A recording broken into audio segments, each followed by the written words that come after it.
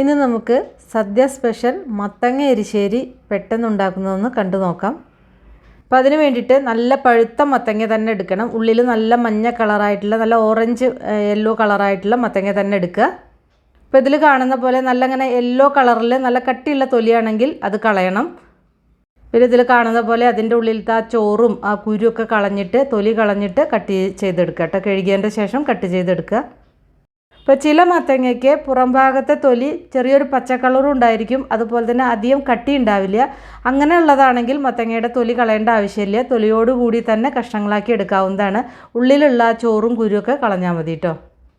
ഞാനിപ്പോൾ അതിൽ നിന്ന് ഒരു 1/2 കിലോ കഷ്ണം മുറിച്ചെടുത്ത് അതിൻ്റെ തൊലിയൊക്കെ കളഞ്ഞ് അതിൻ്റെ കുരുവൊക്കെ കളഞ്ഞിട്ട് ഈ ഒരു വലുപ്പത്തിലുള്ള കഷ്ണങ്ങളാക്കിയിട്ട് മുറിച്ചെടുത്തിട്ടുണ്ട് കേട്ടോ. ഇതിപ്പോൾ ഒരു കപ്പ് കണക്കിന് പറയുകയാണെങ്കിൽ 3 കപ്പ് നിറച്ചുണ്ട്. 1/2 കിലോ മത്തങ്ങയാണ് എടുത്തിരിക്കുന്നത്.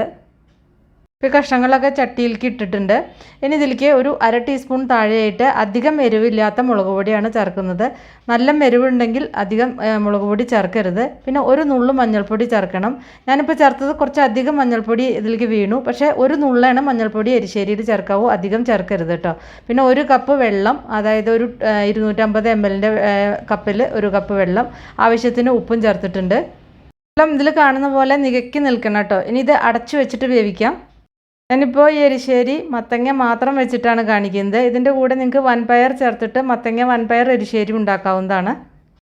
ഒരു 1/4 കപ്പ് വൻപയർ എടുത്തിട്ട് രാത്രി മുഴുവൻ കുതിരാൻ വേണ്ടിയിട്ട് വെക്കാം. അല്ലെങ്കിൽ ഒരു 8 മണിക്കൂറെങ്കിലും കുതിർത്തിയതിന് ശേഷം ഈ മത്തങ്ങ അതിൻ്റെ കൂടെ ചേർത്തിട്ട് കുറച്ച് മഞ്ഞൾപ്പൊടിയും അതുപോലെ തന്നെ കുറച്ച് മുളക് പൊടി ഉപ്പും ചേർത്തിട്ട് പ്രഷർ കുക്ക് ചെയ്യാവുന്നതാണ്. രണ്ടും കൂടി ഒന്നിച്ച് പ്രഷർ കുക്ക് ചെയ്യാം. കാരണം ഇതിങ്ങനെ എരിശ്ശേരി കുറച്ചിങ്ങനെ വെന്തുടഞ്ഞ രീതിയിലാവുമല്ലോ. അപ്പോൾ പയർ വെന്തുടഞ്ഞ് പോവാത്ത രീതിയിൽ കുക്കറിൽ വേവിച്ചെടുത്താൽ മതി. ഇപ്പോൾ കഷ്ണം വെന്ത് വരുന്ന സമയം കൊണ്ട് ഇതിലേക്കുള്ള അരപ്പ് റെഡിയാക്കാം. 1/2 കപ്പ് തേങ്ങ ചിരകിയത് എടുത്തിട്ടുണ്ട്. പിന്നെ ഇതിലേക്ക് ഒരു 1/4 ടീസ്പൂൺ ചെറിയ ജീരകം, 1/4 ടീസ്പൂൺ കുരുമുളക്, അങ്ങനെ മുഴുവനായിട്ടുള്ള കുരുമുളക് ഇല്ലെങ്കിൽ കുരുമുളക് പൊടി ചേർത്താലും മതി.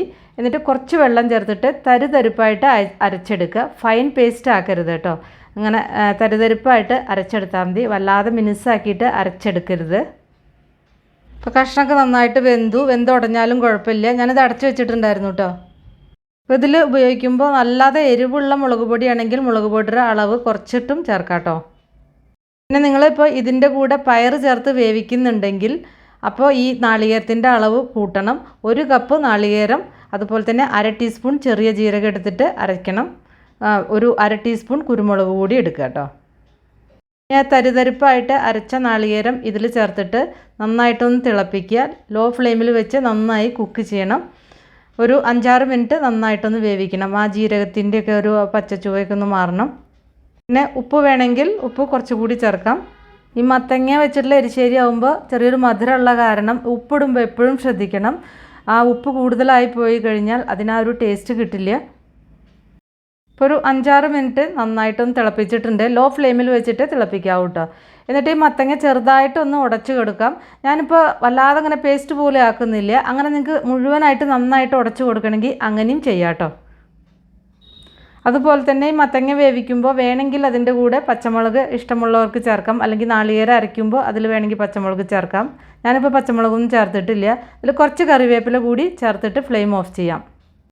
ഇനി ഇതിലേക്ക് കടുക് വറുത്തിടാം.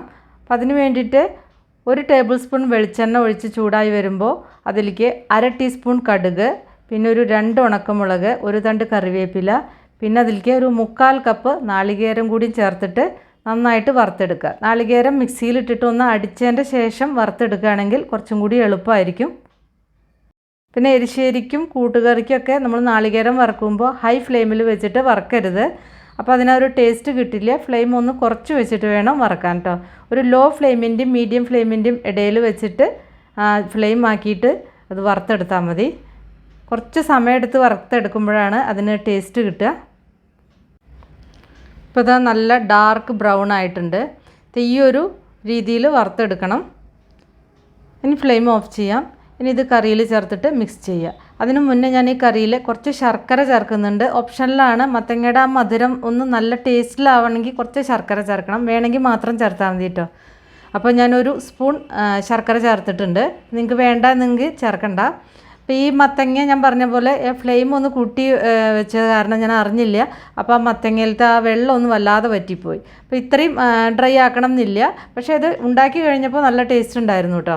അപ്പോൾ നിങ്ങൾക്ക് കുറച്ചിങ്ങനെ ഇത്രയും കട്ടിയില്ലാതെ വേണമെങ്കിൽ ആ വെള്ളം വല്ലാതെ അങ്ങനെ വറ്റിച്ച് കളയാതിരുന്നാൽ മതി. പിന്നെ ചട്ടിയിലാവുമ്പോൾ പെട്ടെന്ന് ആ വെള്ളം വറ്റുകയും ചെയ്യും. നന്നായിട്ട് മിക്സ് ചെയ്തിട്ടുണ്ട്. അപ്പോൾ അതാ നല്ല ടേസ്റ്റുള്ള മത്തങ്ങ എരിശ്ശേരി റെഡിയായി. ഇപ്പോൾ വീഡിയോ ഇഷ്ടമായാൽ ഒന്ന് ലൈക്ക് ചെയ്യുക, ഒന്ന് ഷെയർ ചെയ്യുക. അപ്പം നമുക്ക് വേറെ ഈസി റെസിപ്പിയായി വീണ്ടും കാണാം. താങ്ക്